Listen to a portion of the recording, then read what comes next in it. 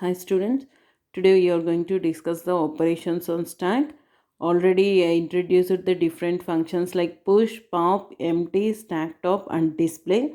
Today in this class we are going to discuss about the each and every operation on the stack and see the first operation. First operation is push operation. Here in this push operation the stack is named as S and it contains the number of items and that max number of items is defined as max stack. Max stack means it is equal to number of items, total number of items in the stack, and initially the top value is set to -1. If it is equal to -1, that is the top value equal to -1, then it indicates the stack is empty. If it is equal to -1 means then the stack is empty, otherwise the stack contains the elements. See this algorithm. First, if we want to push the items into the stack, pushing means inserting. If we want to insert the items into the stack, we want to check the condition whether the stack is overflow or not. When it will become overflow means if the stack is full, that is here the max stack value is assigned to 5, it must contains all the 5 elements. If the stack contains all the 5 elements in the stack, then the stack is full. The stack is full means the stack is overflow. We can't able to insert the new elements into the stack. Why? Because it contains all the 5 elements. Otherwise, if it contains only one element, that is it contains only 10, only one element and remaining spaces is empty, then top value will get incremented. Top equal to top plus 1, it will become 1. Then s of top equal to item 20 will be inserted into the first position. And again, for example, it contains only 0 and 1, 10 and 20 and remaining spaces is empty means here again we have to check the condition whether max stack -1 equal to top. That means here we have to check max stack is 5, 5 minus 1 equal to 4, whether it contains all the elements in the stack or not. If it is empty, if it contains only two elements, if it contains only two elements, that is 0 and 1 and remaining spaces is empty means here again we can insert the element. Again we have to increment the top value, top equal to top plus 1, 1 plus 1, then it will become 2, s of top equal to item 30 will be stored into the second position. Like this we can insert all the 5 elements by incrementing the top value. That is the push operation. The next one, pop operation. What is meant by pop operation means removing the item from the stack is called as the pop operation. If you want to remove the stack from the, if you want to remove the item from the, if you want to remove the item from the stack, what we have to check is, here we have to check whether the stack is empty or it contains the elements. If top equal to -1, top equal to -1 means that means the stack is empty.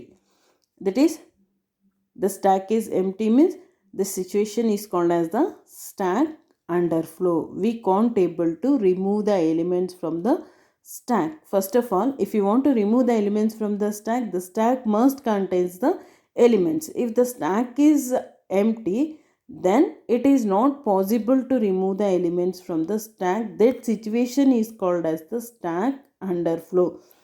Then otherwise, if it contains the elements, for example, if it contains the elements called as 10, 20, 30 and 40, it contains all the 4 elements, then we can remove the element from the stack, that is item equal to s of top. Usually the deletion and the insertion operation will be done at the top position only here, so that item equal to s of top, the top item will get removed from the stack. Whenever we are removing the top item from the stack, automatically top value will get decremented, that is top equal to top -1, 3 -1, it will become 2.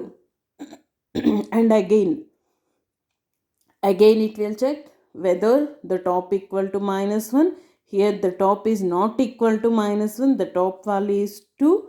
So that the stack is not underflow. Here it contains the elements. So that item equal to S of top 30 will get removed. And whenever we are removing the item from the top, automatically the top value will get decremented. That means 2 minus 1, it will become 1. And again item equal to S of top 20 will get removed. Top equal to top minus 1, it will become 0. Likewise, we can remove all the elements from the stack by using this pop operation. Then next one, display operation. What is the display operation is, if we want to display the elements from the stack, we have to use this display operation. Here, to display the items from the stack, what we have to check is, we have to check the condition whether top equal to -1. If top equal to -1 means, then the stack is empty. We can't able to display the elements from the stack. Otherwise, the contents of the stack is here. See this, I equal to top. What is the top here is, here I have taken one example. I have entered the elements called as 10, 20, 30 and 40. Top value is 3. That is, I is assigned to top. I equal to 3. Here we have to check the condition. I greater than or equal to 0. I value here is 3. 3 greater than or equal to 0. The condition is true. If the condition is true means, it has to display the elements S of I. The element will get displayed. That is 40 will get displayed. And next, again here I value will get decremented. Now it is moved to the second position. And again here it will check the condition 2 greater than or equal to 0. 2 greater than or equal to 0. The condition is true. If the condition is true means, automatically the item 30 will get displayed. 30. And again after displaying the second element, again I value get decremented. I value get decremented means, automatically it will move to the next position. And again here it will check, now the top value is 1. 1 greater than or equal to 0. The condition is true. If the condition is true means, automatically it will print the element 20. Each and every time whenever we are displaying the elements, automatically I value get incremented here. That means 40 will get here 40 will get displayed, and after displaying 40 it will increment by 1. In the next position 30 will be displayed, and again the position will get incremented by 1. Again 20 will be displayed, and again I value get decremented here in this for loop. It will become 0. 0 greater than or equal to 0. The condition is true. If the condition is true means, automatically by incrementing the position, other element will get displayed. And at last 0 minus 1 equal to -1. -1 greater than or equal to 0. The condition is wrong. Already we have displayed all the elements called as 40, 30, 20 and 10. This is the display operation. By using the for loop, we are checking the condition each and every time, and we are displaying the items. Then next operation is empty operation. Is empty operation means, here we are going to check whether the stack is empty or not. When the stack is empty means, if top equal to -1. If top equal to -1 means, then the stack is empty, so that it will returns as true. Otherwise, if the stack contains the items, then it will returns false. That means the stack is containing the elements, so that it will returns false. Otherwise, top equal to -1 means, it will returns true. This is the is empty operation. Then stack top operation.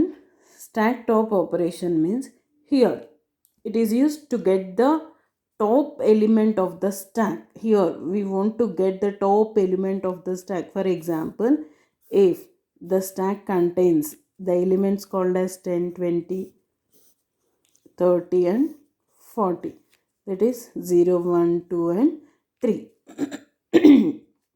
if we want to get the top element of the stack and without removing it from the stack, that means here we should not remove the element from the stack. Without removing the element from the stack, if we want to get this top item from the stack, we want to use this stack top operation here. For that, first we have to check, if you want to get the top element, we have to check whether top equal to -1. If top equal to -1 means that the stack is empty, we can't able to get the element, so that stack is underflow. Otherwise, it will return s of top. That means the top element is 40, 40 will be returned as output. That is the stack top operation. This is the different operations on stack. And see the next one. Next topic is recursion. What is meant by recursion is recursion means the function calling by itself repeatedly. The same function is calling by itself repeatedly is called as the recursive function, or else it is called as the recursion. See the definition. Recursion is the process of calling the function repeatedly in terms of itself. The repeated calling is terminated by the specified condition. Here, if you want to terminate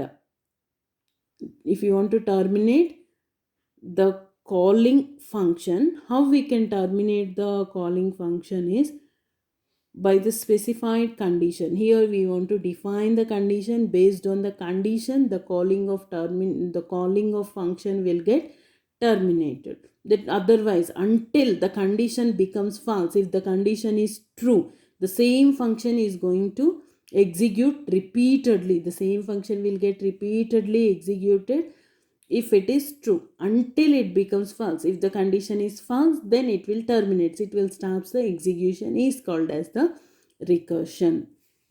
And what are the properties of recursion is, here the first one, the function must have a stopping condition. Here already in the definition itself we have seen, until the condition becomes false, the same function is going to execute repeatedly. That means the function must have a stopping condition. The stopping condition must have given to stop the repeated execution of that particular function. And next point, each time the function calls itself, it must be in the recursive form. That means whenever we are calling the function, that means the repeated execution of that particular function is going on at that time, it must be in the recursive form. That function execution must be in the recursive form only. These are the properties of recursive function. And types of recursion, here there are two types of recursion.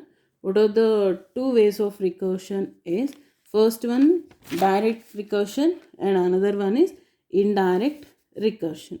What is meant by direct recursion is, in this direct recursion, top of the function calls itself repeatedly until certain condition is satisfied. That means here already I said in this definition, the function is going to execute repeatedly until the certain condition is satisfied. That means here the condition is true, automatically the function will get repeatedly executed. If it is false, then only it will stop the execution, is called as the direct recursion. And see this example, here I have taken the factorial example, fact into n. If n equal to 1, if we have given the n value as 1, it will returns 1. Else it will returns n into fact of n. If we have given the n value as 5, it will repeats the execution up to 5 times. If the n value will become 6, if it is incremented by 6, at that time what will happen is, it will stops the execution. That means based on the n value, the same function, here the factorial function is going to execute repeatedly for n number of times, 5 number of times. Indeed, with the I value will get incremented by 6, automatically it will stop the execution. This example I will explain in program in next class. Just see that next one, indirect recursive function. What is this indirect means? Here we are calling the function, which eventually causes the same function to be called. Whenever we are calling the another function, even though we are calling the another function, it causes the same function to be called. That means, see this example, you will get understand. Here, this is function. We have defined the arguments as int a, and in this it contains some statements, and here we are calling the function called as function1 b. Whenever we are calling the function called as function1 in the arguments called b, automatically this is the called function. That means function1 b is called, automatically it will move to the function1 int b. This is called as the calling function. Here we are calling this function, and the statements which is defined in this function will be moved to the again int a. That means here from this function we are calling the another function, and it will move to the another function. See this, the function calls another function. Here this is one function, and we are calling another function, which eventually causes the same function to be called. That means again the statements in this function, these statements again it will be moved to the function int a itself. That means here indirectly the function is calling itself through another function. That means here the statements in this function, here we have defined the function, and in this function it contains the statements. The statements in this function again it will move to the called function itself. That means here we are calling indirectly the statements of other function to the same function itself, is called as the indirect. Then here the recursive function must contain the following types of steps. What are the following types it contains in this recursive function is, it contains the introductory part, and it contains the body of the function, and it contains the concluding part. What the introductory part of this recursive function will contains is, in this introductory part it will save the formal parameters as well as return address as well as local variables. That means here we are passing the parameters. The introductory part contains passing of formal parameters, and local variables it contains. Here the variables what we are defining is called as the local variables, and it contains the return address. That is the introductory part. And body of the function, the body of the function it will contains the, if the stopping condition is reached process, the instructions will get executed. It will goes to step 3. What is that step 3 means? It will goes to the concluding part. Otherwise the process remains instruction, and it will again moves to the first step, that is introductory part. And last one is concluding part. The concluding part it contains, it will gets the most recently saved formal parameters, local parameters, and return address from the stack. What are the parameters and variables and the return address which is recently executed, which is most recently executed? It is going to get the information of that particular function, like local variables, parameters, and return address from the stack is called as the concluding part. And see here it was represented diagrammatically. Here beginning of the recursive function, and this is the introductory part, this is body part, and this is the concluding part. First, from the beginning of the recursive function, in this introductory part it is going to save the formal parameters, local variables, and return address. And this is the second part, that is body part. Here we are defining the stopping condition. If the stopping condition is true, if it is true, if it is yes means it will get the most recently used saved formal parameters, local variables, and return address.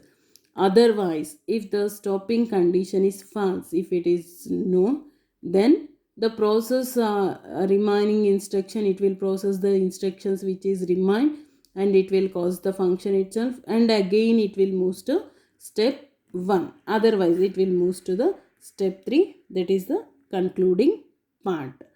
and after that end of recursive function. And see the advantages of recursive function.